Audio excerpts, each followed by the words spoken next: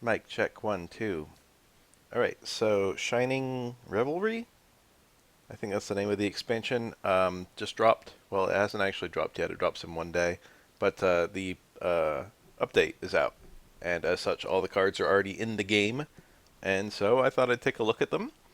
Um, if you're trying to wait for open your first pack before you see all the cards, don't watch the video. There's gonna be spoilers on every single card in the expansion, I guess, or at least the vast majority of them. I think they made shiny versions of some existing cards that won't be in this list.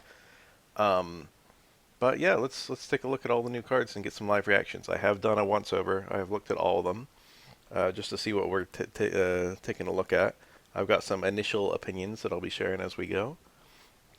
There's supposedly 111 new cards in the expansion. A lot of them are, just like rare versions of other ones, stuff like that. We got Weedle. Whoa. Well, there we go. Does the arrow keys work here? Yes. We got Weedle. We already had a Weedle. I think it was 60 HP, but I could be wrong. It was definitely an attacking Weedle. It did like 20 damage for 1 energy, I think, or something like that. This one we got. It's like the Division Coughing from Island. It just pulls your other Weedle and puts it onto your bench. It's not a bad effect, it's useful. It's like a very highly specific Pokeball. I still find the text very funny on the card that says one random Weedle when it's always going to be the other Weedle. But I guess you could have Mew and then the two different Weedles, and then the Mew could genome hacking the opponent's Weedle, so you would get one of your two Weedles. I don't know. Um, from a reliability standpoint, this card is fine. I would probably run the attacking one just because I like the attacking one, but this is not a bad card at all. Generally speaking, you want to evolve a Weedle immediately, so it'll probably just get a single attack off, and that attack being a multiply is going to be good for your consistency. But you will lose the 20 damage or whatever that you would have done. New Kakuna, we got some cool actual real-life physical object Kakuna art. This I cannot help but notice that this card effect is actually identical to, I guess, Metapod from the original, might have been the Jungle, the original TCG, one of the initial releases. Um, that one used 2 energies to do String Shot. This one's using only 1. This looks like a really good card. 80 HP for an evolution is workable. A paralyzing effect is extremely obnoxious for stalling. If if you're waiting for your Beedrill or whatever, and you could even delay the evolution to Beedrill just to uh, get a little bit of extra damage on a heads or something like that. Just stall a turn. If you need 110 damage to win, maybe you gotta like stay at Kakuna for a couple turns and just pray for some heads. Um, Paralysis is really good. That energy requirement is very nice. Having a stage 1 Pokemon with a 1 energy requirement means you can evolve straight away. This could be a turn 3 Kakuna that's getting off its String Shot, which could then be a turn 5 Beedrill. Sounds kind of strong. I think this is a playable card. I think the other Weedle is playable. And then we don't have a new Beedrill, but we do have a new Beedrill EX. And actually, I think this is one of the stronger cards from the new expansion. I think it's worth noting that the original Beedrill was 1 energy for 70, I think. So this is only barely doing more damage than the other Beedrill, but you have a lot more HP. 170 is an absolutely crazy number. I mean, grass cards always have a lot of energy. I mean, a lot of HP. But uh, giving an HP value like this to a Beedrill is quite a decision, I feel. Anyway, you're not so much stronger than a regular Beedrill. Obviously, you have a lot more health. And then your card effect is quite decent. Discards a random energy from the opponent's active Pokemon, so you could potentially prevent something from even getting to the point where I can attack you, which would be very good. Um, but more realistically, you're going to be um, preventing them from getting any energy on their bench mons because they've got to constantly put energies on the mon you're attacking. That being said, 2 attacks of this will probably kill most anything in the game. So unless you're fighting someone with a Irida or Erica, and they're healing every turn, you're just going to kill them pretty quickly. The damage is not amazing, especially for an EX card. 80 is not a lot, especially because the regular Beedrill does 70. But the energy effect plus the high HP plus the synergy with like Erica, I think this is a playable card. You could run this as a finisher in grass decks, and it kind of doesn't occupy the same space as a lot of the other grass cards, which I like. Like this is kind of you can get this card out really quickly potentially if you're lucky. It's a stage 2, so there's a lot of randomness to it, but you could ramp into this right away. Like if you just draw a Weedle on your first turn, evolve it on your third turn, or your second turn as a going first, get it to Kakuna, and then your next turn you get it to a Beedrill. That could all happen, and you've got the energy to attack continuously as you're doing that, because the energy requirement on this card is very low. Um, Looks very playable. We got retreat cost 1, 2, 1, so Beedrill can retreat fairly easily, which is nice. Um, it's not really a card that you're trying to set up to win with, such as what you would set up with a Leafeon. You probably wouldn't go into it after an Executor, although you could. Executor could set up a path into this. Um, it's kind of like its own little space in the grass ecosystem. It is an alternative to those early game grass cards, but it's decent enough to work as a late game card too, I think. Pinsir, 90 HP Guillotine Rush. This is, I think, the same as Wormadam Trash Cloak, but the numbers are a little different. It's a basic, so it's a little bit better than them. 3 energies is a little expensive, but the effect is quite great. It's always 50 damage, and then 40 more for every heads until you get tails. 2 retreat cost is kind of lame for a basic, in case you get led with this on accident. You can't attack until you got 3 energies on it. It's the Arceus problem. Um, that effect is really good. I don't know if there's a deck that can make room for this. The 90 HP is not amazing, and then the fact that it needs 3 energies to attack means that by the time it's up and ready to attack, something else that's up and ready to attack will also have like 3 energies and could potentially just blow this thing out of the water, because 90 HP is not a lot. But the damage potential of that attack is really good. I think technically speaking, the average is 90 damage or something like that. Like if you have a flip until you get tails, the expected heads is 1 or something mathematically. I don't understand the math on that. I was never too good at statistics. But getting guaranteed 50 damage with the very very realistic chance of getting 2 heads and just one-shotting whatever the heck is in front of you, uh, seems quite good to me. I think this is a playable card, but I think that it's just in this awkward spot where it requires so much energy. I mean, 3 is not a lot, but it's enough that you potentially rather have the 3 energies on something else, such as a Yanmega.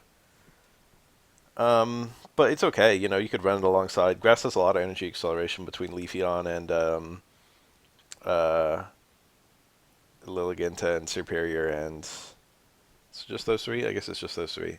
Well, any of them work with this, so this would be a good friend for Leafeon, but I think you could do better. You'd rather be putting the energies onto a Celebi or something like that. But this is a very playable card, I think.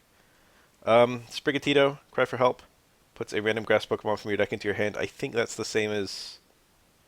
What is that the same as? I don't know. Caterpie, right? Caterpie puts a random grass Pokemon. So that's quite good. That's actually a very good effect. You can like really draw out your deck very quickly, because not only does that give you a bunch of Pokemon, and it's going to your hand, which is very convenient. It's not as forcing as putting it onto your bench or whatever. But since it's a random grass Pokemon, it has to go into your hand since you could be drawing evolution cards. Um, Not only is that really good for getting all of your Pokemon straight away, but also your start of turn card draws are going to be getting your trainers and stuff more reliably and more quickly, because there's going to be fewer cards in the pool.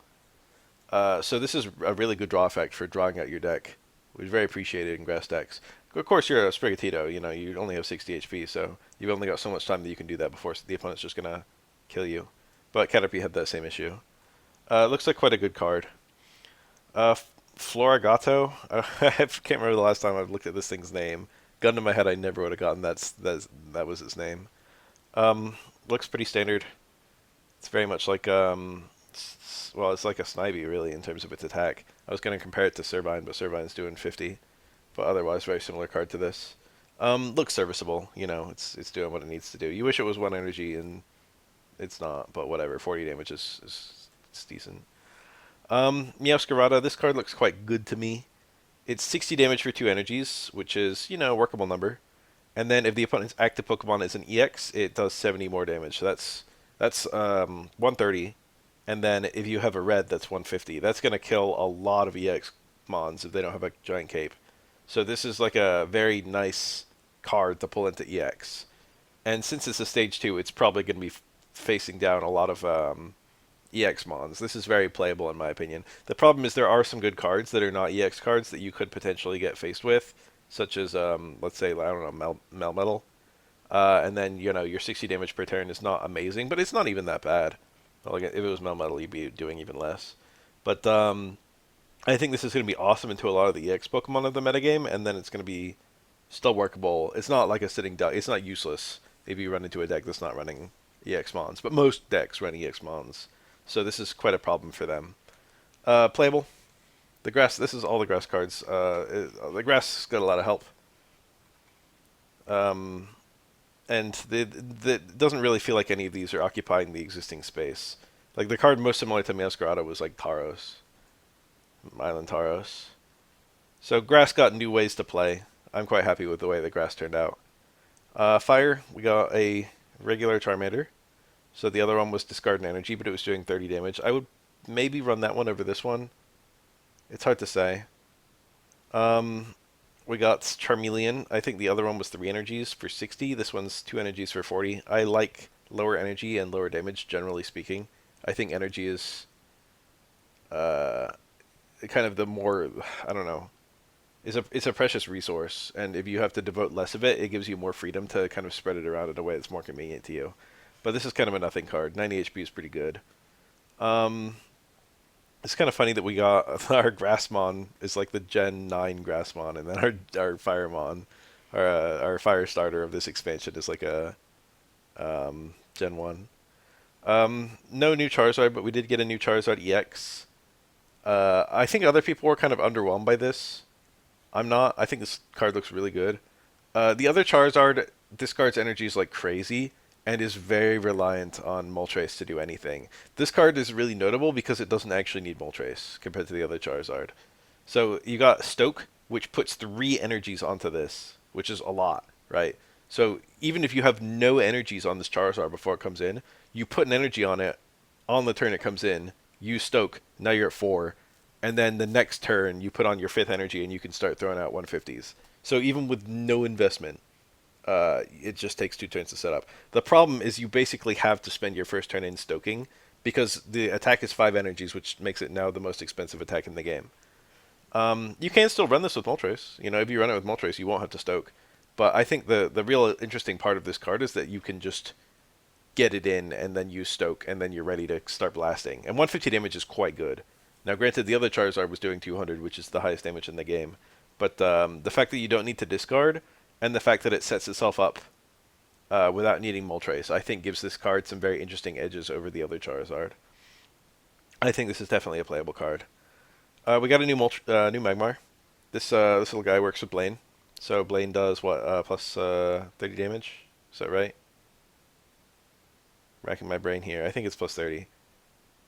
Um, the other the other Magmars, one of them didn't attack, and then the other two both needed 2 energies. This little guy only needs 1 energy, which means on the second turn of the game, you could get this card and then put Blaine on it and do 50 damage on your first attack, which is kind of good. I think that's kind of good. Um, Nothing really else to say about it. I think it's more consistent than any of the other Magmars. Now, it's kind of funny that we got 4 Magmars. Um, but definitely looks playable. This is just a simpler card. It just looks like, if not for Blaine, there would be nothing interesting about this card, but Blaine makes it quite novel. We got a new Magmortar. This one's a little bit cheaper than the other Magmortar. I don't think I've ever seen anyone run the other Magmortar. It did 100 damage with a burn effect, but took 4 energies, which is quite expensive. You could use the Stoking Magmar into this. You could also just use any of the other ones. Probably not the one that discards energies, actually. The effect is quite good. 70 damage for 3 energies is not amazing, but then the stalling component is quite awesome. You've got 120 HP, which is quite good. And then it forces the opponent to get a heads on a coin flip to be able to attack you, which is quite nice. Otherwise, they have to either retreat or let you kill something before they can attack you. That's very similar to Island Wheezing, and I think that was a good card, and I think this is a pretty good card. I don't know if it's going to be that strong. I think all the other Magmars were 2 retreat cost, weren't they? This guy's only 1 retreat cost? No. I think Stoked Magmar was 2, and then the others were 1. I could be wrong about that. It looks okay. We got Paldean Tauros. Notably, I think the word Paldean being in the title changes the Pokemon's name. So theoretically, you could run 2 regular Tauros and then the Paldean Tauros, which, you know, I guess you could. I don't think you would. Pretty interesting card. Technically works with Moltres. Fire really wishes it had any other kind of energy acceleration with cards like this. The HP is quite good. The damage is quite good. The fact that it's a basic is good. 2 recruit cost on a basic is actually pretty awful. And then the 3 energy requirement is pretty awful. The damage is nice. Overall, this is an okay friend to Moltres, but the problem is if Moltres dies, this guy coming in is a little bit of a liability because if he dies too, you lose. So the 2 into 1 is very awkward. You'd rather have a 2-point knockout in Moltres and then go into a 2-point knockout mon such as, I don't know, Charizard or Arcanine or something like that. Um, that being said, it's very possible to save your Moltres. Like, just having... Moltres has a ton of HP and can start putting energies onto stuff on its first turn out. And if you even get, like, a single heads, or maybe, like, a couple heads... Okay, let's say you get a couple heads on your first Fiery Dance or whatever it's called. You could potentially leaf the Moltres out and then go into this guy and put an energy on him and start attacking with Blaze Tackle. I don't know. I think the energy requirement's a bit strict if you're not running it with Moltres. With Moltres, it's okay. Maybe you wish it was a little stronger, and EX cards have more synergy with Moltres than this guy does, but very playable card in my opinion. Water. We got Tentacool. Looks very underwhelming. I do like the 70 HP. I think the other Tentacool was 20 damage, 60 HP or something like that. One of them regular, ordinary basics that have nothing to write home about. I don't know what the heck we're doing with the name Rain Splash. That's pretty weird. Card art's kind of cool. Tentacruel. I don't love that we're only doing 40 when we've got stuff like Luminion doing 50. But, you got 100 HP, that's pretty good. I think Luminion had less than that. It might have been 80 or something. I don't remember what it was, 80 or 90. This is... I don't love cards like this. It's okay. There's a lot of cards like this, and they're all okay. The HP is nice, but, like, I'd rather just run Farfetch. There's so many cards like this where I feel like Farfetch is just better. Farfetch only takes up 2 slots in your deck instead of 4 that the Tentacruel is going to be taking up. And then it's just hitting for 40 right out of the gate. So you don't need to spend a turn as a Tentacool. The downside is you're losing 40 HP, but this kind of card is only good in the early game. And there's usually things that aren't attacking for that much damage in the early game. So you're going to get like 1 extra attack off as this compared to a Farfetch'd, which is just an extra 40 damage, and also, like, you're not even amazing because the opponent and you both get an extra turn of setup before the next mon comes out. I don't love it. I'd rather have Farfetch than this. So I'm unimpressed by most of these 40 damage stage 1 cards. I think there's a couple more in this expansion.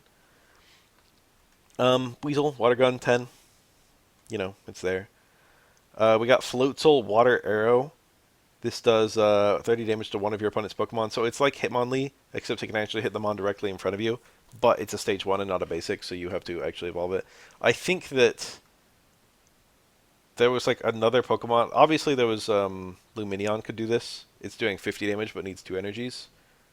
I think there might have been something else in Water that could do it. The Luminion was just better. Seadra could do it as well. Seadra could hit even the mon in front of you. But that one took 3 energies, I think. So we took like a 3 energy mon and then like a 2 energy mon. Now we've got a 1 energy mon. And he can hit the mon directly in front of you. He can hit the active slot, which is kind of nice. But 30 damage is not amazing. This is really good if you're facing down a Magikarp or something like that. But otherwise, it's just okay. I think the ability to hit the bench is quite powerful. Excuse me. Especially in a post-Cyrus world. But I don't think this card... It's a fine card. I would rather run Luminion, though, just for the extra damage. I think the 1 extra energy you're putting on, just to get the extra damage on Luminion, is quite good. And then Luminion has the free retreat cost, which can be kind of interesting as a utility option. We got Wiglet. I often forget this Pokemon exists. Random damage... random target gets 30 damage, so it's just like a strictly worse version of this card, because you don't get to choose your target. But it's, it's not a bad card. 30 damage is decent, and if they only have like 1 Pokemon out, you know what you're hitting. I think the really interesting thing about this card, though, is it evolves into Wugtrio EX, and this thing looks like a fiend. I think everyone's sleeping on this card. No one's talking about it. I think this card is going to be an absolute monster. 3 energies, and then it does 3 random targets, 50 damage per hit. So obviously, if the opponent doesn't have that many Pokemon out, this is going to be crazy. You could be doing, like, if the opponent only has 1 mon out, like, you're going to be doing 150 damage to it. But this is just a... cheaper version of Dragonite. Like, Dragonite forces you to use a stage 2, and then forces you to have a deck that has 2 different energy requirements. That's very restrictive from a deck building perspective. This guy you can just slot into water, you know? It doesn't need some kind of double color deck or anything like that. Um, and he sets up really quickly because of cards like Manaphy or cards like Island Vaporeon or Misty. So the nanosecond this guy comes out, and it's very easy to. He's only a stage one. You just evolve your Wiglet, and that's it. Um, if you just consider it as doing a guaranteed 150 per turn, 150, 150, 150, if this guy gets a few attacks off, you're just going to win super quickly. This card looks absolutely devilish. This looks like a really good card. It's going to be like, I feel like it's going to be like the early game um, uh, Marowak, where it just comes out before anyone's ready for it, and it can just start doing massive amounts of damage to the entire field. The randomness of the card is obviously the weakness. There's going to be moments where you just get all three of your hits on a Palkia and just kill the Palkia in one hit or something like that. Just some high HP target just eats all the hits because you were lucky. Um, or, like maybe the opponent has some bench Pokemon. 50 is a pretty fair number for this kind of thing because a lot of basically everything in the game has more than 50 HP, so it needs at least two hits on something to kill it for the most part. I don't know if you can get like if a mon has 100 HP. I don't know if you can get all three hits on that mon or not. I don't remember the rules about how Dragonite works. Looks like a really good card though. Looks like a absolutely obnoxious card to face. I think you could have decks around this. Dundozo, pretty interesting one. It's 4 energies and only 120 HP. 120 is actually a ton, especially for a basic that's not an EX card. But 4 energies, you want more HP than that because this takes an hour to build up energy like that. Now, granted, you have Manaphy, which helps you get quite a lot of energies onto the field, but I think you need both Manaphy and Vaporeon for this card to be reliable, Island Vaporeon. Because the only realistic way I can see getting this card out is if you just have other mons that are all set up, such as Starmie, and then being able to just go into this guy from like Starmie's free retreat cost, and then just like move all the energies onto him, and then just put an extra energy on him and have him start attacking. I feel like the utility cost is way too high to have to actually dedicate 4 turns of attaching energy to this guy, or like 3 or 2 if you get lucky Misty Flips. 80 damage is not even that much, especially for 4 energies. Uh, so this card in a vacuum would be quite. I think it would be quite awful. But there is kind of the interesting novelty of Tatsugiri, where it's kind of is a mediocre card, 70 HP, 20 damage, nothing else. But its Pokemon ability makes it so Dunzozo retreats for free. And I think the utility there is that if you're already running it with Island Vaporeon, you can just, get it out, put all your energies onto it, and then start blasting stuff with Ocean Cyclone. Get a kill, get some damage on everything else. And then if the opponent goes into something else and hits the Dunzo down pretty low, you can then just switch it out because it's free retreat cost, and then use your Island Vaporeon to move all your energies onto something else. Move these same 4 energies onto like a Palkia, and then use Cyrus to pull something in and blast it because everything in the field is damaged. Now that's asking for a lot. That's asking for Vaporeon to be on the field, Tatsugiri and Dundozo to be on the field, and then like an attacker to be on the field. That's a lot of slots. That's everything. It's every. It seems like it's going to be difficult to get that full configuration going. No, I guess you could just move all the energies to another Donozo, and then just deny the opponent the point by switching out, and preserve all your energies by switching out. The entire thing is kind of awkward, though. I think that probably people are going to try these out, but I don't know if they're actually going to be good. We got Pikachu. Discard all energy from this Pokemon. I would have thought this would be quite a mediocre card. This is the new EX card. There's a new EX card for every type. It was Wugtrio and Charizard and Beedrill so far. Now we got Pikachu. Once again, we have an EX card with miserable HP. Electric cannot escape the allegations of being low HP. Let me think here. If not for Pachirisu, I would have thought this card was quite bad. But Pachirisu, I think, makes this playable. It's not amazing. Having to discard all the energy is quite awkward, especially because there's no easy way to put energy onto a Pikachu from Electric. Like, you can get energy onto a Raichu using Lieutenant Surge, but it doesn't work for a Pikachu. So you actually have to use, like, Dawn or Pachirisu and whatever to get energies back onto it. And unlike Infernape, this guy is retreating for 1 instead of retreating for 0. So switching out requires you to use an X-Speed or a Shaman Sky or something like that. Um, so that's quite awkward. The 150 damage is awesome. That's really good. That's a very nice number. A lot of the electric cards aren't hitting numbers like that, or at least not reliably. Um, I think I had some idea in my head on how you could like use Pachirisu. Let's take a look at Pachirisu. Let's just jump to it. Um, it's just Manaphy, but it only attaches energy to one thing instead of two.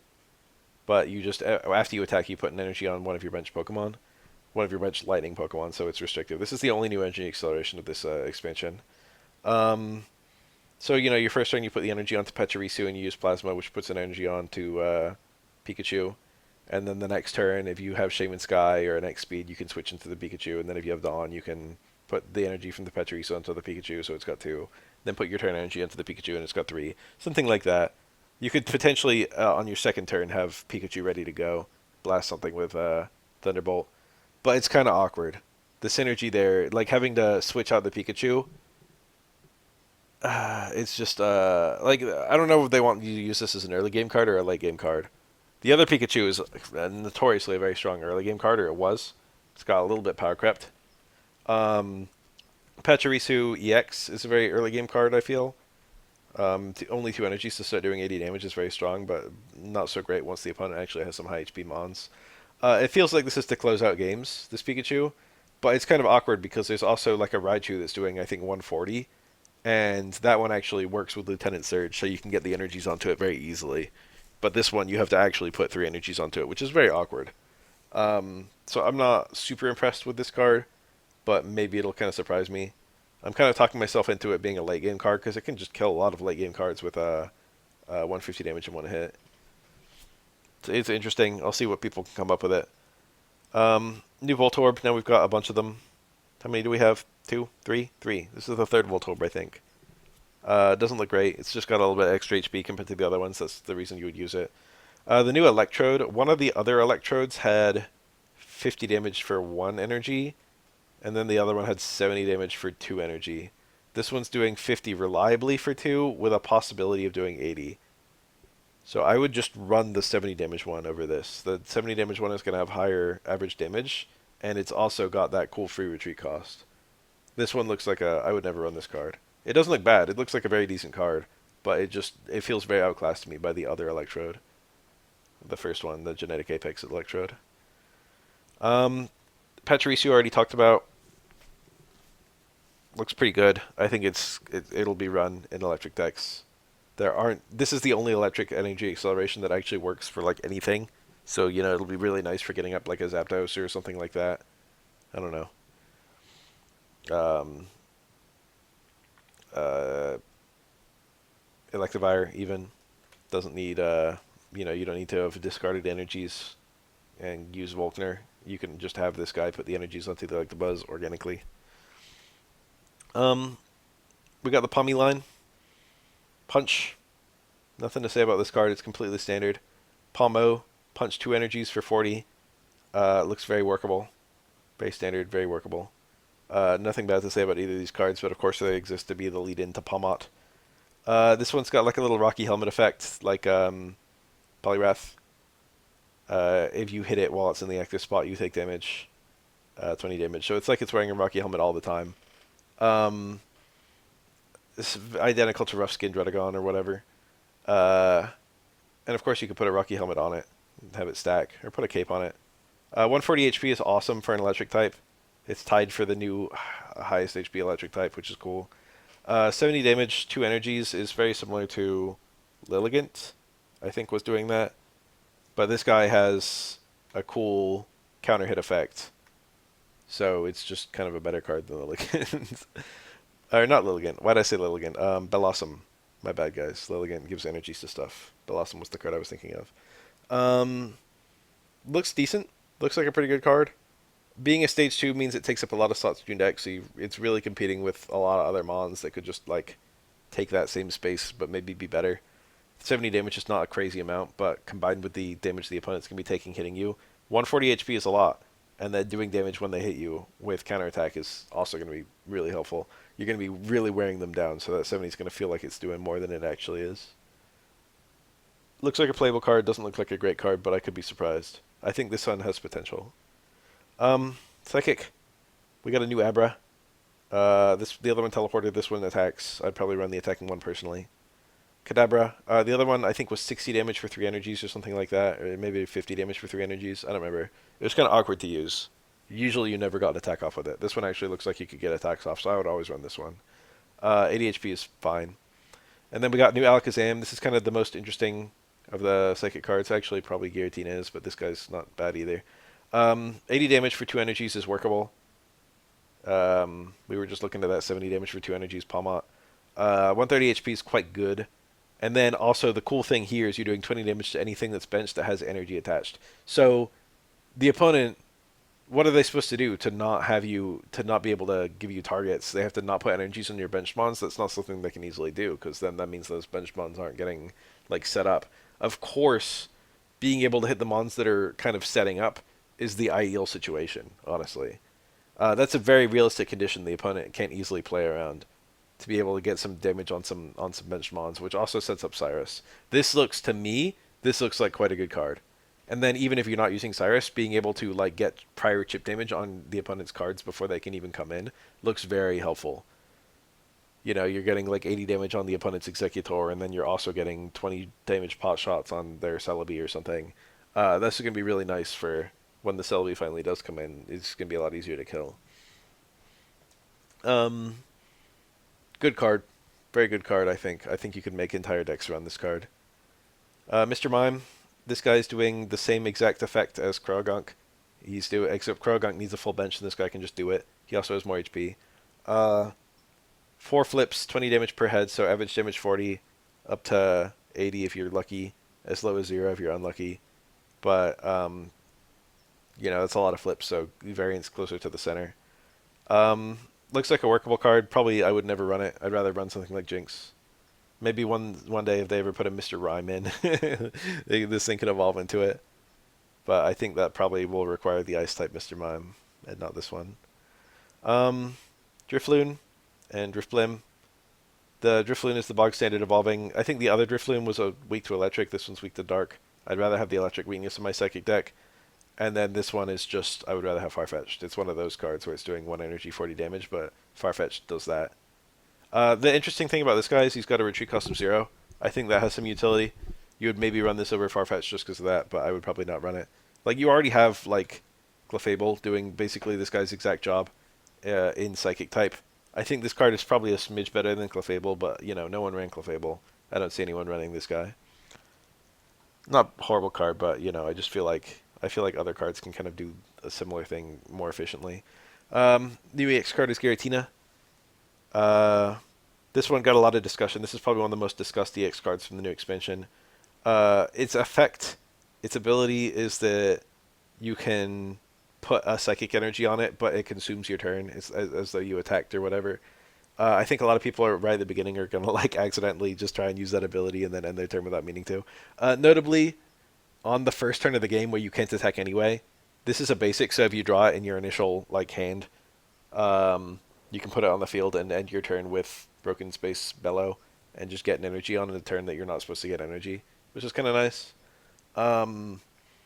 If you ever have free turns to do stuff, if you're choosing between doing 20 damage with your Abra or putting an extra energy onto this guy, you'd probably put energy onto this. In the early game, you'll find time to use this ability, and that'll be very helpful for Giratina having enough energy to attack by the time it comes out. 130 is a nice threshold. That's 150 with red. That's 140 with Giovanni. I don't know. That'll kill a lot of things you're trying to kill.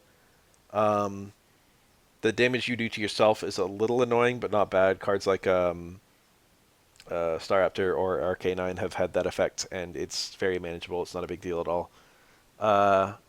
The energy requirement is very annoying for this card. It's a bit pricey, but with that ability, I think you can play around it. And of course, you could theoretically run this alongside, Gardevoir if you wanted to. This looks like a very playable card to me. I'm sure that there are going to be people who are going to be trying this out in their Psychic decks. You don't have to dedicate that much space in your deck for it, since it's a basic and it doesn't technically need any teammates to do anything. So, I can see this just being stuck into Psychic decks, people, using it as an alternate win con. Our last Psychic card is Gimmighoul. but it's kind of like a pretend psychic card. It's a Ghost Mom, but it evolves into a metal type. Its attack is just hide, Chestaflage for this one, but it just prevents all damage next turn on a coin flip. Um, One kind of cool thing is it's using it on itself and not using it on the enemy like Vulpix was. So even if the opponent switches out, they can't hurt Gimmighoul. Gimmighoul is just safe. Let's take a little moment to look at Golden Go. It's just because we just looked at Gimmighoul. Gimmighoul evolves into this. This is like it's like a metal type Celebi basically. It's almost got the same HP actually. It is a stage 1 and not a basic like Celebi was, but also it's not an EX card, so it only yields 1 knockout point. The attack requires a little bit more energy to use, but the effect is the same. Celebi actually could use any um, energy type for its flips, but this guy specifically needs each metal energy. So you can't be using it on a metal water deck or some nonsense like that. But this looks like one of the premier new friends for Dialga. I can see people running this alongside Dialga. You just get, you get as many energies into this guy as you can, and then once it comes out, it's ready to start cleaning shop. Looks like a pretty good card. I can see this as an alternative to like Arceus or Probopass or whatever people put energy onto these days with Dialga. Um, Sorry, getting a quick look at all these new cards. That was Gimmighoul. Here's Machop. We got a new Machop. The other one was what's the damage on the other one? It was No, it was 1 energy to attack, but it was 2 retreat cost. That was kind of interesting. This one I think has less HP, but the lower retreat cost is very attractive. The 2 energy retreat cost of the other Machop was very awkward. But this is like your standard evolving basic. There's nothing to say about this card, but it looks better than the other one. New Machoke. It's 30 damage and then coin flip for 60. Looks pretty good. I think the other one was doing a reliable 50 for the same energy cost, so maybe I would run the other one. The other one was definitely 100 HP. I think the other one was 2 energies. Looks pretty good. I think we did have another Machamp before. We definitely had a Machamp EX. I think the regular Machamp was 3 energies for 100 damage. Our new Machamp is 70 for 2 energies, which is quite good. It's the same as the Bellossom. And then if you have 4 energies, it's doing 120. So it's doing like, I think that was the same damage as Machamp EX. 4 energies is quite a lot, but it's definitely possible to get there. And then only 2 energies to do its main version of its attack. I really like cards with this attack effect. This is basically the same thing as Electivire. Or like, really, Blastoise EX is kind of doing a similar thing. Where you've got 3 different attacks with 3 different energy requirements, basically. I think this looks like quite a good card. I think it won't be that difficult. Like, if you get it in and you just have even a little bit of time, you can stick an extra energy on it, and then you're threatening to stick on your 4th one and get the 120 damage. But you're not forced to do that in any way. Like, 70 per turn for 2 energies is very fine. Depends on... So it functions fine as an early game card, and then it functions fine as a late game card, because of that kind of disparity of how many energies it has and its disparity of damage. I think this is going to be quite good, and you can build decks around it. And then, of course, it works with Lucario, so that's going to be fun. Doing 90 damage or even 110 with 2 Lucarios on the bench. And then also, what you're doing, 120 goes to 140, goes to 160 with Lucario. I think that sounds pretty good. You're hitting some good benchmarks with that. I don't know what to say. Hitmonlee. This is actually a Hitmonchan cosplaying as a Hitmonlee. I can tell because it's doing 1 energy, 30 damage. I don't know what we're doing with this card. Hitmonchan is already this. But I guess it's funny having a Hitmonlee that can attack like the thing in front of it. But yeah, use Hitmonchan. That way you can free up your Hitmonlee slots for the good Hitmonlee, which is the one that attacks the bench. We do actually have a new Hitmonchan. Our card art's pretty funny. 3 energies, 90 damage. Interesting. So we had the initial Hitmonchan doing 30 for 1 energy, and then we had like Hitmontop doing 50 for 2. And then we've got this guy doing 90 for 3, Interesting the way they've handled the Hitmons. Works with Lucario, I don't know what to say. 3 energies is quite a lot. Fighting is going to be fiendish once it ever has energy acceleration, but as long as it doesn't, cards like this don't seem playable to me. I'd rather put 3 energies onto the Machop line than this guy. Riolu, he cute. We got a 2 energy version of Riolu. The extra HP is kind of nice. This would maybe be worth running over the other one, just because the extra HP. You really want to evolve Riolu right away, regardless of which of the 2 evolutions it's going into, I feel.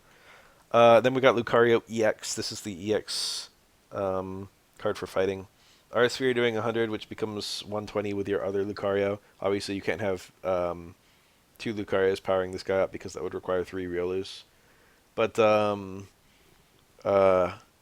that number is a little bit disappointing. 100 damage. You wish you were doing more.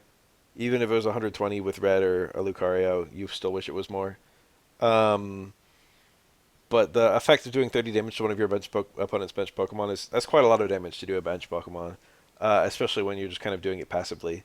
So it's very similar to Empoleon, except Empoleon's a stage 2, and that one's only doing 80 damage with 30 for a bench Pokemon. This guy's doing 100 with 30 to a bench Pokemon. But the extra energy requirement is a bit awkward. I almost feel like I'd rather... no, Empoleon also required 3. But 3 energies is a bit slow for this guy.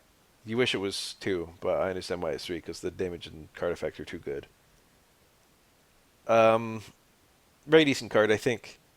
Being able to mark damage on bench mons is nice. Being able to just do 100 damage, well, it'll be enough to kill a lot of stuff. You know, it's not like I'm acting like it's weak, but that's quite strong. But the problem is this card is going to be ready to attack. Like, you're going to probably put your first energy on some early game attacker, maybe like the first couple energies. You know, get one early game attacker and then one energy on your Marshadow, so it's ready to kill something if you get killed. And then only then you can start putting energies on this guy. This guy's probably going to be coming in pretty late. And then once he comes in, 100 damage is probably not going to be good against the opponent's late game cards, I feel. So maybe in a deck with Dawn and just like, ways to mitigate retreat cost, you could get this guy out more easily. I'm a big believer in Dawn. I feel like I bring up Dawn a lot, but I see a lot of people not running it. I think Dawn is a really good card. I don't think this card is super impressive, but it's another one of those cards where I could be wildly wrong about it. 150 HP is okay. I almost wish it was a little bit higher, but I understand. And then we got Flamigo. This is just a fighting version of Pinsir from Genetic Apex. It's flip 2 coins, 50 damage per heads. I don't think anyone ever ran that card. This one also will probably see 0 use. I guess technically Lucario powers it up. So, with even a single Lucario on the bench, this is basically a Marowak doing 70 for 2 flips, whereas Marowak was doing 80 for 2 flips. And then with 2 Lucarios, you're doing 90 for 2 flips. I don't know. That sounds kind of good. When I think about the comparison to Marowak, this card seems quite decent. I think it's just Lucario makes this card playable, I think. Oh, Lucario only adds the damage once, doesn't it? So it would do 70 or 120, I think. It doesn't add per hit. So not as good as I envisioned, although still quite good. 70 for 1 heads is very nice. So not as good as Marowak though. Dark type. We got Ekans. I would run the other Ekans. The other Ekans was 20 damage for 1 energy. I don't like this. Extra HP though. If you're going to run Arbok, obviously you're going to be running Arbok. You probably want to go into Arbok reliably. What's the other Arbok? Guaranteed poison, 70 damage. It's decent. 110 HP is nice. The other Arbok had 100. The other one was Corner, and I think Corner is actually one of the better card effects in the game. The one that prevents the opponent from switching. I think I prefer that to this one. This does give you new avenues into Venoshock. We got a new Venoshock Mon, and we got multiple new Mons that can poison opponents. So, enjoyers of poison decks have some new tools to play around with. The energy requirement on this is a bit awkward. It's quite high. I would probably be more interested in the other Arbok than this one. But if you're running a poison deck with Venoshock Mons, I guess this is fine. You could run this alongside, like, I don't know. The new Clodsire. Or, what else? Scolipede, something like that. It works. 3 energies is, I don't know, it's too pricey for me. I don't like this card. There's Wooper. Poison Jab. The opponent is now poisoned. That has nice synergy with Clodsire. 50 HP sucks. 10 damage sucks, but you're technically doing 20 because of the poison, and then 30 if they don't switch out. So that's pretty good damage output, actually. But then the important thing is you bonk them with Poison Jab, and then they're poisoned, and then, next turn if they're still poisoned, if they're still in, you could evolve into Clodsire, and 160 HP is good. And then you're doing 120 damage if the opponent's poisoned, and 60 if they're not. And that 120, of course, if they're poisoned, is also plus 10 because they're poisoned. So 130. Very, very powerful little guy. Um, the problem is this thing has a retreat cost of 3, and then if you kill something with it, then the mon coming in isn't going to be poisoned. So it's very easy to get your 130 damage with this guy from the first mana shock on a poisoned opponent, but then very difficult for it to get any kind of meaningful damage. Like you're suddenly only hitting for 60. That's a big downgrade. Now they did think about that because we've got a new card in this expansion, Grafii, that can actually it's got an ability that can poison mons from the bench, and it's a coin flip. But you could have two Grafii on the bench, and you could have both of them try for their ability. So you could have a 3/4 chance of poisoning something, and then Cloudsire comes in and Venishocks, or Cloudsire's already in and it Venishocks. So even if your Cloudsire is stuck in because it's fat 3 retreat cost, um, the fact that you've got the ability to poison new mons, it makes it quite good.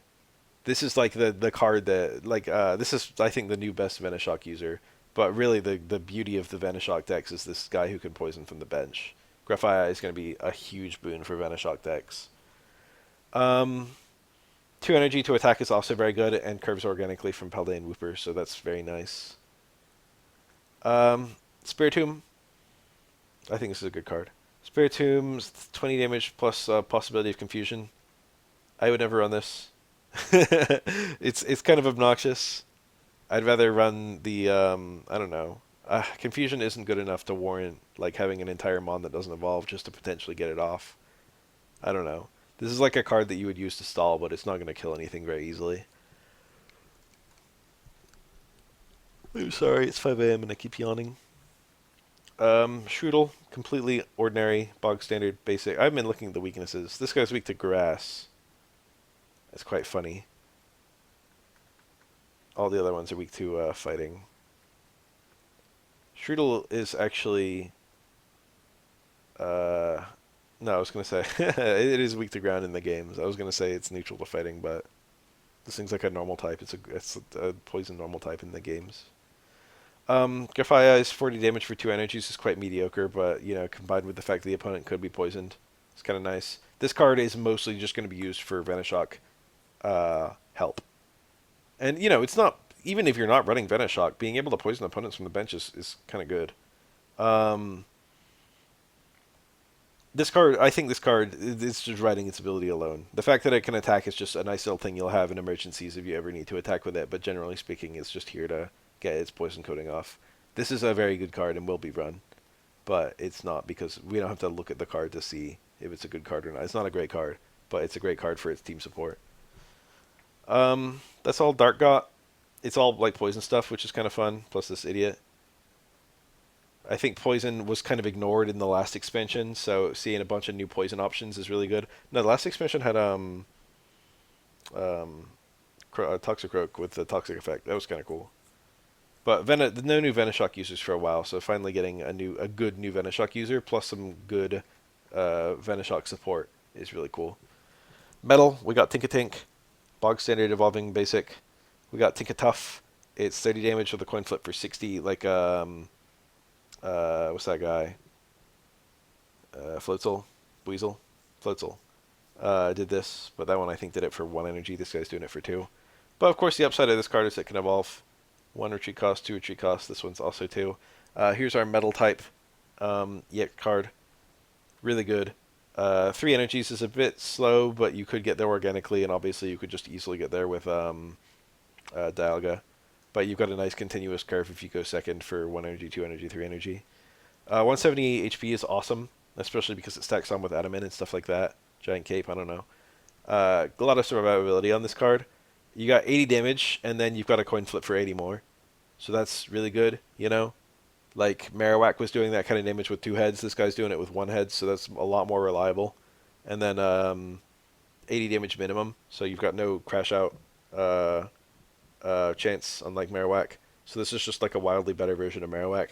But the downside is you're spending an extra energy, and you've got to go to a stage 2 mon instead of a stage 1 mon. But I think this is going to be a tremendous ally to Dialga. And even, I think you could run it outside Dialga decks if you wanted to. 160 is a lot of damage to do in one go. And 80 is honestly not bad. the energy requirement's a little annoying, but everything else about this card is really good. I think this will be seen quite a lot in metal decks. Varoom, I'm sure that no one on Earth asked for this. Little engine guy, he's cute. Revaroom, Revavroom, excuse me, I've been saying that wrong forever. 70 damage for 3 energies is kind of awkward and not amazing. But then you've also got the, it's, immune to all damage if you get heads. And even if you kill something, that effect still goes. It's not tied to the Pokemon attacking you that you hit with Spinning Drift. It just prevent, like, even if you kill something with that, the opponent can still only hit you if you flip tails. So this card is really obnoxious, I think. If you just get heads a few times in a row, that's extra hits of 70 damage you just get the opponent can't prevent. Like, you might as well paralyze them for that turn. That's so good. Um, I don't know if anyone's actually going to run this, but this looks like one of the most obnoxious cards you could possibly get faced with. I would hate to see my opponent pull this card out. Pretty interesting. I think it's good. I don't know if other people would agree, but I think it's good. We already talked about Golden Go. It's just the metal type Celebi. Seems like a really strong card to me. New Rattata. I don't know what we're doing here. Why is it so weak? The other Rattata was doing 20. This guy, like, normally you have, like, you know, an upside of HP, but then a downside of lower damage or something like that. The other Rattata, was it 40 HP? Maybe it had an even lower HP than this one does. I think it did. But that one was doing 20 damage, and this guy's doing 10. That's miserable. 50 HP and 10 damage is miserable. This is one of the new worst cards in the game.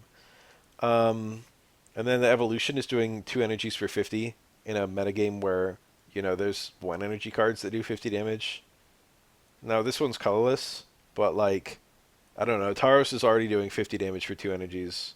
Genetic Apex Tauros. And that, like, that doesn't have to evolve. So this card looks really awkward and really bad. Like, just Tauros does, like, the role of these 2 cards by itself, I feel. And it's not like Genetic Apex Tauros is a good card. That's a really bad card. You should never run either of these. We got a new Jigglypuff. I think this might actually be the best Jigglypuff. You still got the promo one, which can sing, and that's kind of useful. But I quite like this one. Just being able to do regular damage, just being able to attack. I like this using the little flowers and microphone. That's kind of cute. I would probably, of all the 3 Jigglypuffs in the game, I would probably run this one. And then we got a new Wigglytuff. Really funny card art. It's like a new healer, cleric. So you had like Butterfree, I think in Genetic Apex Butterfree was healing 20 HP. This guy can do it in any deck, whereas Butterfree was a stage 2 that could only do it in grass. So this looks like it just blows Butterfree out of the water. And you could have 2 Wigglytuffs, so you could be healing 40 HP per turn every turn just by having Wigglytuffs around. It's very similar to Shaman, which occasionally was seen on a lot of different deck types. It takes up more team slots, because you need to run the Jigglypuff too. So Shaman might still be used, but 20 HP per turn is quite a lot to heal. Just having an extra potion every turn is awesome. I can actually see this seeing a decent amount of play.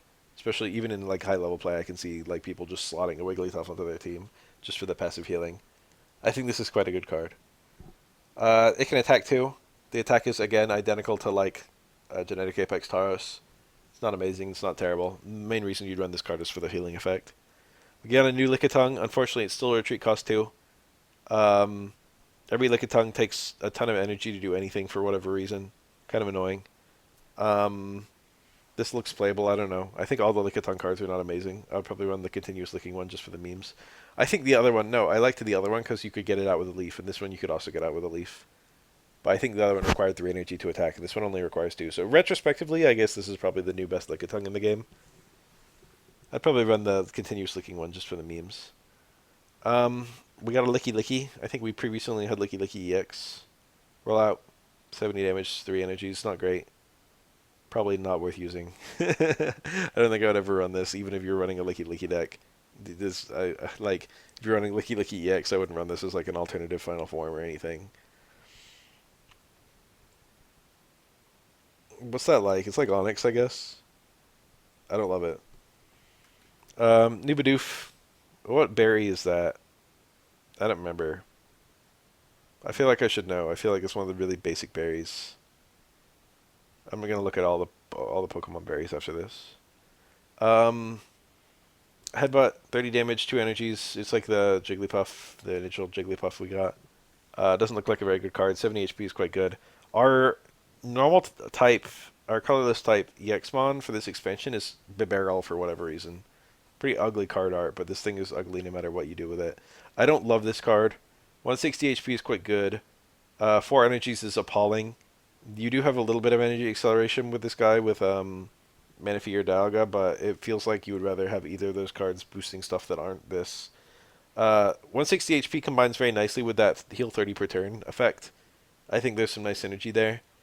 But 4 energies is just very restrictive. It's too much. And 100 damage is kind of missing the mark. By the time you get 4 energies onto this, the opponent's got Mons with like 4 energies ready to go. And 100 damage is probably not going to be enough to kill them in one hit. Now, granted, they're going to be struggling to kill you in one hit, and you will get 60 HP two-shotting something just by getting Carefree Press off twice. So maybe I'm underrating this card a little bit, but I find the energy requirement to be a bit awkward. Buniri, we got another one of these guys. Pound for 20. The 50 HP is pretty weak. Everything else about this looks unimpressive. Low punny, 100 damage. 100 HP, 30 damage per hit. I don't love this at all. It seems really weak. There's other cards that can do 40 for 1 energy.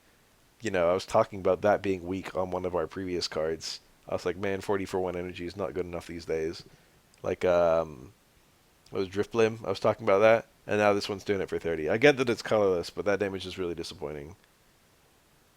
I don't like this card. I would never run it. Cyclozar, it's a little bit like Farfetch'd. It does 20 damage on its first attack, and then after that, if you just attack continuously with it, it's doing 40 per hit. So it's just like Farfetch'd, if its first attack was 20, would be like this. But Farfetch'd just hits 40 out the gate, so I'd rather use that. Farfetch'd only has 60 HP, this is 80, so that's the upside. But I'd rather do the extra damage immediately.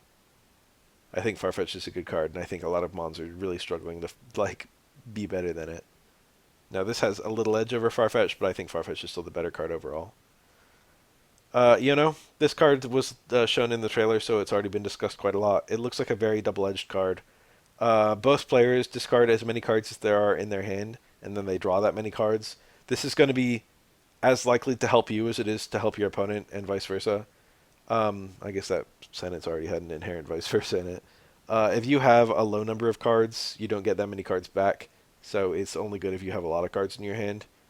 And you want the opponent to have a low number of cards in their hand in order for you to use this. So in an ideal state, you'll have like 8 cards in your hand, your opponent will have like 1, so then you draw 8 new cards and your opponent draws 1 new card. I think that's how this works, right? Let me read it again. It seems to be. Very likely that you're going to use this without really regarding how many cards the opponent has in their hand. You're just going to use it to draw out your deck faster. But there's a good chance that you're going to help your opponent by doing that, by giving them the things they were waiting for. And a good chance if the opponent uses this on you, you're not even going to be mad, because you're going to be drawing out like a bunch of new stuff. On one hand, it feels a little bit like a red card or a Mars, which are already a little bit shaky as far as utility. I feel like they're not great cards, and this one is, I don't know. I feel like there's decks where you're going to run it.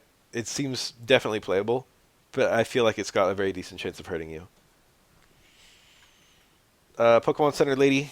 This is pretty interesting. It heals special conditions on the turn, which normally you can't do. Like, even if you use a Lumberry, it only heals at the end of the turn. This one heals as a condition immediately as you use it. It heals 30 damage. Potion heals 20. This one's healing 30. So it's only barely better than a potion, despite being a supporter. But you could run it alongside potions, so that's just a new healing option. So I think that it's not useless. It's going to see play. But obviously it's not as good as Irida or Erica. But a lot of types don't have like a good way of healing. You won't bother running this for like healing special conditions. But the 30 HP heal, the special conditions is icing on the cake, and the 30 HP heal is good enough that I can see people using it. It looks like a playable card, but probably not metagame defining. Probably you'll just, if you have a free slot, maybe you'll slot this in. But there are already so many good supporters. This is like a new supporter. You're going to see this on the 18 trainer decks, I feel. Because some of those 18 trainer decks are still using like some mediocre trainer cards here and there. This is like you're gonna see 2 potions and 2 Rita and 2 Pokemon Center ladies on your Articuno decks from now on. So there's gonna be a massive amount of healing on those decks. So that's pretty annoying. But probably on most decks this won't see use. Red, I can see this card being really common. A lot of people are talking about it like it's just a better Giovanni. I don't think it's a better Giovanni. I think it's kind of a side grade. Um, it's plus 20 damage, but only does bonus damage to EX mons, whereas Giovanni's plus 10 permanently, or like regardless of target, I should say. Um, I mean that's a really good effect. There's so many cards where you barely miss out on the kill, and then if you just had red, you'd be able to get the kill. Also, if you barely get the kill, this will enable you to still barely get the kill, even if the opponent capes. So there was like a meme where there was like the guy sitting in the church pew or whatever, and it's like and then someone else sitting behind them, and it was like plus 20 HP. It was like barely one hit KO or something like that. And then person sitting behind them with a gun pointed at their head, and it says cape plus 20 HP. And then someone with a gun sitting behind that person, it said like red 20 extra damage. I don't know. I can see this card fitting into a lot of decks. I think a lot of people are going to run this. Bonus damage on EX Mons is good because EX Mons are so meta-defining. This is going to be a nice little nerf for them without making them bad or anything. Here's the new most annoying card in the game. I was very sad to read this card's effect. I was like, wow, I didn't want this. I don't think anyone wanted this. Flip a coin until you get tails for each heads. Discard a random energy from your opponent's active Pokemon. You can't choose your target. So, if the opponent has a benched Gyarados with 4 energies, you can't actually use this on it till it already comes in and kills something. But this is like the new way to punish like ramping Mons. It makes cards that require a ton of energy a lot worse, and it makes cards that have very low energy requirements like Rampardos or something like that a little bit better because they can still attack even if they have all of their energies removed. Um, the thing about this card that makes it so awful is that there's a very decent chance that it does nothing, and then also a very decent chance that it just like completely ruins the entire game for you. Um, if you've got like a card that needs like 3 energies to attack, and the opponent just plays this, and they just happen to get the 1 in 8 to remove all 3 of your energies, not only can you not attack, but most 3 energy Mons also have like a pretty high retreat cost. So good odds you can't retreat either, which means your Mon's sitting there as a sitting duck that you're never going to be able to get rolling, and it's potentially set up fodder for your opponent when it was supposed to be your win con or something like that. This card looks like it's just going to massively increase the randomness of the game, and it works in any energy. It works in any deck, whereas Misty only worked on water cards. So I can see basically anyone just slotting this into their deck as like a little bit of insurance. Now, good odds it's going to do nothing, but I just feel like the negative effects of this card, it just makes it so random. Even being able to remove 1 energy or like 2 or something like that from the opponent is just like really obnoxious. I don't know. I feel like this card is just making the game a lot worse by existing. I don't like this. Don't like this card at all. I feel like Misty was already kind of an unfun card, and this seems like an even more unfun card. Anyway, that's the last normal card, so now we look at the full art stuff. We got Meowscarada holding the Flower Bomb from Flower Trick. I don't know. It's cool. Meowscarada sitting on a rooftop. That's pretty badass, I can't lie. How'd he get up there? Buizel, I guess it's a hot day. He's cool enough. I don't know. Got a little pond. Reminds me of the Merrill Pond. It's kind of weird seeing this random room with like a stream running through it, but I guess you make some accommodations when you got Weasel living in your home. I like the substitute sitting on top of the desk there. I mean, on top of the bed. Is that a Pokemon mouse? That's kind of cool. It's my first time looking at this. He's got a little pond over to his left side there as well. It's just a little pond that he sleeps in. It's this little bed filled with water. I don't know. House Weasel. Tatsugiri. I forgot this is the rare art version. I feel like I should go back and look at the other Tatsugiri now, because this is what I picture when I see Tatsugiri. We got all 3 of them in there. Tatsugiri has 3 different colors. They're all the same. Hold on, I'm gonna find the other Tatsugiri real quick so we can look at it. There it is. I think the trailer had the rare art version. This one only has orange. Usually when there's Pokemon with different forms, they have like all the different forms on the card somewhere. Grafaiai. I gotta like lean forward. He's doing graffiti, just like his name. He's painting on the wall. That's sick. Pokemon doing the thing that it's supposed to do. Pretty cool. I don't know what the mural's supposed to be, but it's pretty badass looking. We got Golden Go. It's funny if you like look at this Pokemon's description, its little Pokedex entry. It mentions that it makes friends really easily with anything, and that's really funny because this is like the most obnoxious Pokemon to exist. There's gonna be an obnoxious Pokemon in this uh, game as well, because it's like getting this gazillion coin flips like a Celebi. But in the mainline Pokemon games, it's like I don't know. It's a very good Pokemon. I almost said it's a very good card. It is a spin blocker because it's a ghost type, and it also has an effect that prevents defog. And it has a very obnoxiously great type in Steel Ghost. It's like been a metagame staple as soon as it came out. We have a very cursed art of Wigglytuff. I almost can't believe this is a real card. Like this is real art. It looks like alt art, like the kind of thing you'd see on DeviantArt. It's like I made a look at this Wigglytuff I made or something like that. I don't know. This doesn't seem like something that Game Freak would make. It's very terrifying. Wigglytuff stares into your soul. I've got hard Uncanny Valley from this Wigglytuff. It's just really upsetting me just looking at it. I feel like it's trying to be cute, but there's just something there. It's something evil there. Something uncomfortable. Maybe not evil. It doesn't look happy enough. I don't know. And his eyes are creepy. I really do not like this card. Here's our 2-star Beedrill. It's kind of cool. 2-star Charizard EX. 2-star Wug Trio. We got a lot of 2-stars. I love this Pikachu. Look at that. It's beautiful. I love Pikachu.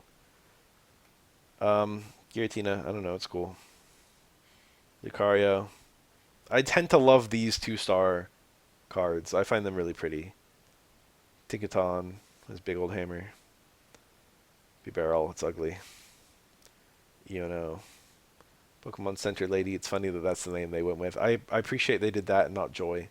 I thought that all the Pokemon Center ladies being called Joy and all of them being relatives, I thought was very lazy and very bad. And I'm glad that they're not canonizing that shit. I mean, it's canon to the show, but I'm glad that they're being a little bit more sensible with the games in the card game. Red, he looks cool. Pokemon, I mean the Team Rocket Grunt, they look okay, I guess. I don't know. Here's our Rainbow Art Pikachu. Looks pretty badass.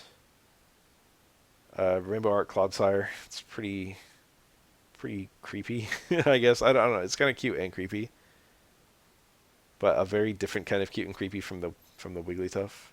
I like it. I think it's endearing. Nice smile. Tinkaton hitting something. Beautiful art. Feels like a picture you would slowly assemble with the puzzle pieces in Kirby Star Allies or something.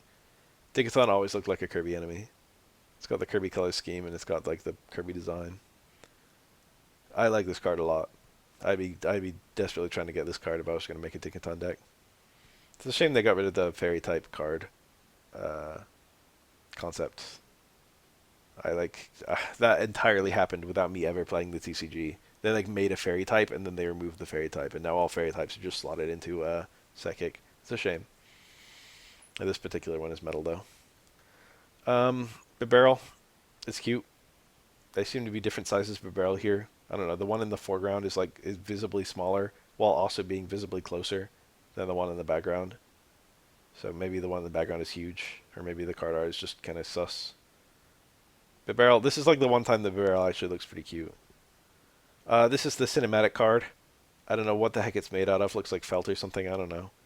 Um, Apparently there's a big long animation when you draw this. I started watching it, and then I decided I'd rather see it when I draw the card, so I didn't actually watch it.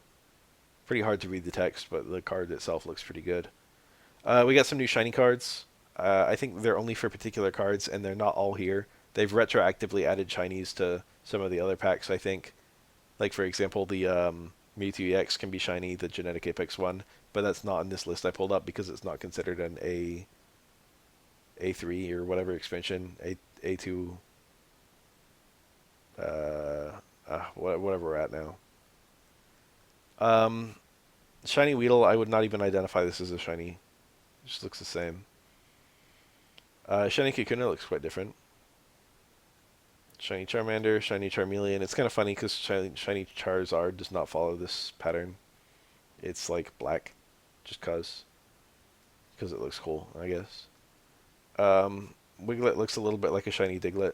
It's pretty funny. Dundozo of all things.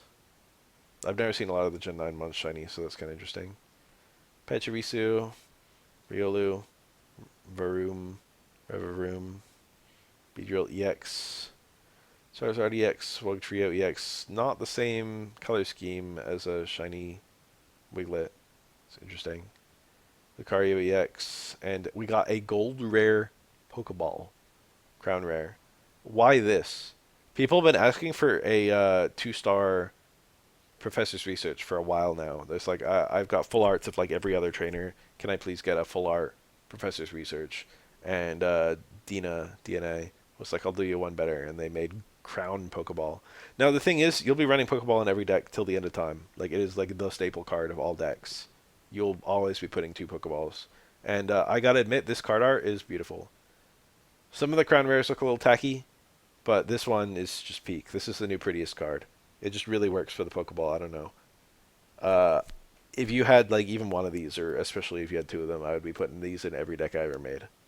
It's great. Anyway, this last one. We took a look at all the cards. They all look pretty fun. I'm sad to see Team Rocket Grunt. Who's the biggest winner? Let me look at some of the cards again. Beedrill and Meowscarada make grass look quite good. Charizard is kind of the only standout for fire. Magmar's okay. Wugtrio is a huge standout for water. Everything else looks okay. Dundozo's a maybe, and then the other ones look a little shrug. Pikachu's a maybe for electric. Pawmot looks quite good. Nothing's going to change too much for electric, which is kind of a shame because electric was one of the weaker types going into this. But I could be wildly wrong. Alakazam looks awesome for Psychic. Giratina looks playable. Psychic looks better. And Psychic was very weak, but I don't think this is enough to make it as good as a lot of the other types. Machamp looks very playable in fighting. Lucario looks playable. Honestly, Famigo looks playable. Fighting got a little bit of help.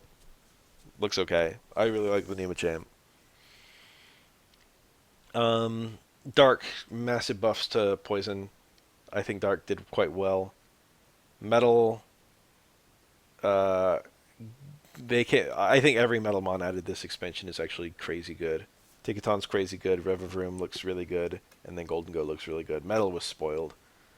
Metal was already the most played type, actually. So that's kind of funny they would do that.